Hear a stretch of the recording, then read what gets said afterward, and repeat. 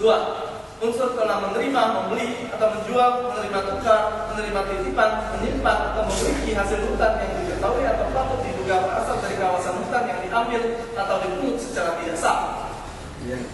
Mengingat hukum pidana adalah mencari kebenaran material, maka perlu kami uraikan unsur telah menerima, membeli, atau menjual, atau menerima tukar, menerima titipan, menyimpan, atau menerima hasil hutan yang diketahui atau patut diduga berasal dari kawasan hutan yang diambil atau dipungut secara tidak sah tersebut dikaitkan dengan perbuatan-perbuatan material atau fair yang telah dilakukan oleh terdakwa, yakni sebagai berikut: A.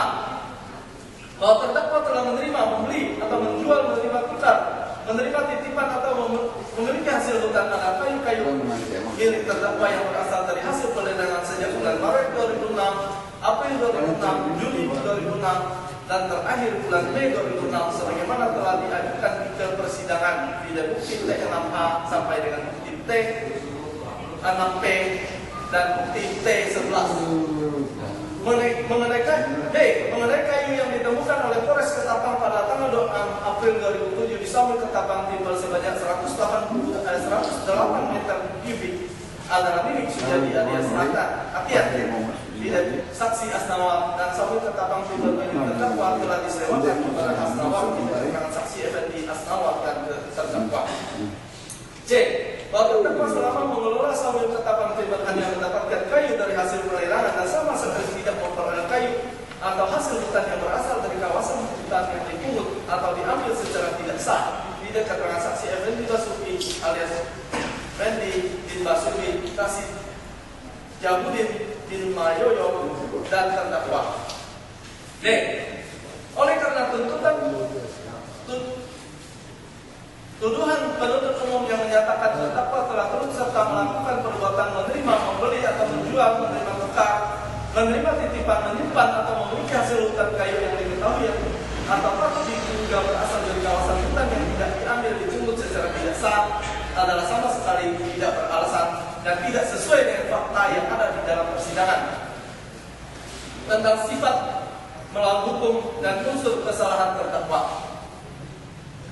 Bahwa pada alinea ke-1 halaman 30 dalam surat tuntutan saudara jaksa penuntut umum yang menyatakan bahwa oleh karena unsur tersebut di atas bersifat alternatif, untuk itu kami akan membuktikan salah satu unsur yang selama proses persidangan terbukti, yaitu unsur menerima titipan dan seterusnya.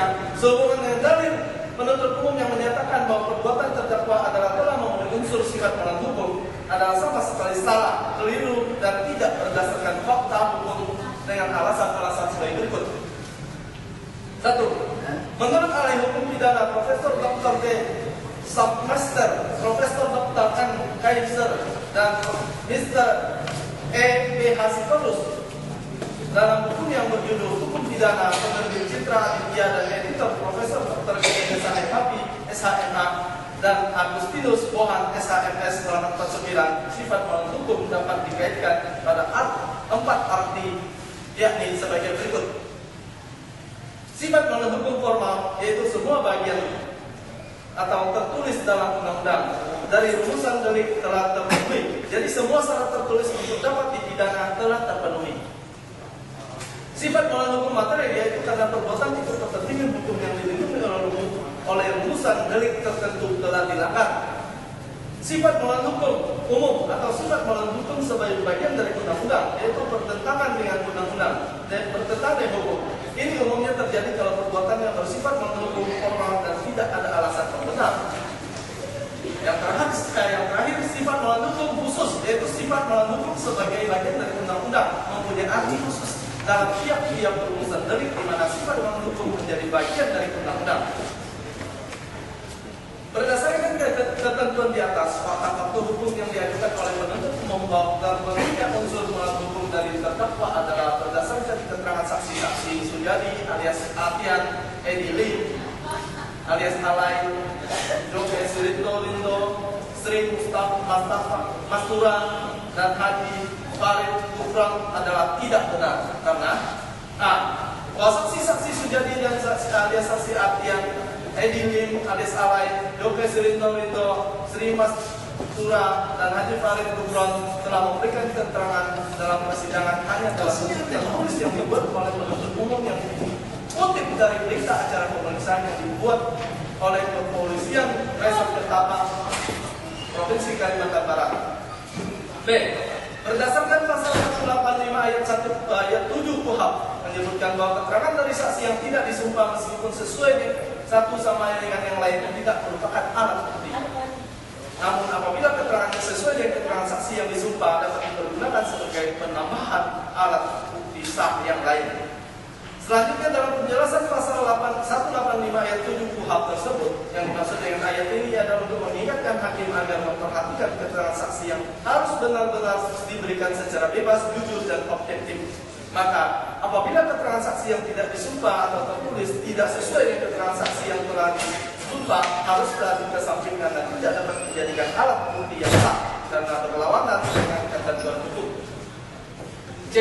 Berdasarkan keterangan saksi-saksi yang diajukan di dalam persidangan dan di bawah sumpah, tidak satu pun dari saksi-saksi tersebut yang menyatakan bahwa terdakwa menerima titipan atau memiliki hasil hutan yang diketahui atau patut diduga berasal dari kawasan hutan yang diambil atau dipungut secara tidak sah dan menyatakan keterlibatan dari terdakwa secara langsung atau dalam bentuk perbuatan pelaksanaan secara langsung dengan kayu 108 meter kubik sehingga memenuhi unsur medek leher.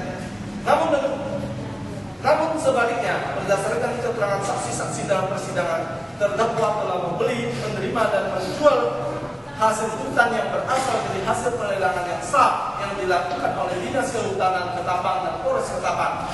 D. Mengenai kayu yang diperoleh secara tidak sah yang berada di Sawil Ketapang Timber yang telah disewakan kepada saksi asnama sebagaimana tersebut di atas, ide fakta dan persidangan adalah milik Sujadi alias Atian dan Edi alias Alai, bukan merupakan milik terdakwa. 3. Menurut pendapat ahli hukum pidana Dr. Khairul Huda SHMA dalam bukunya yang berjudul Tiada Hari dari Tiada Pidana Tanpa Kesalahan menuju kepada Tiada Pertanggungjawaban Pidana Tanpa Kesalahan, halaman 51, menerbit Kencana Prenada Media menyebutkan bahwa dalam praktik umumnya jika tidak terbuktinya melawan hukum yang disebutkan dalam rumusan tindak pidana menyebabkan putusan bebas terpisah. Berbeda halnya jika melawan hukum tidak dirumuskan, tidak terbuktinya hal ini menyebabkan putusan yang lepas dari segala tuntutan hukum atau haruslah alih res beholding. Berdasarkan pendapat ahli hukum pidana tersebut di atas dapat kami simpulkan bahwa apabila sifat melawan hukum tidak dapat dibuktikan oleh penuntut umum, maka tidak ada kesalahan yang dilakukan oleh terdakwa. Oleh karena itu, dalil dari penuntut umum yang menyatakan bahwa terdakwa telah memenuhi sifat melawan hukum secara formal adalah tidak benar, salah, keliru dan tidak berdasarkan fakta hukum.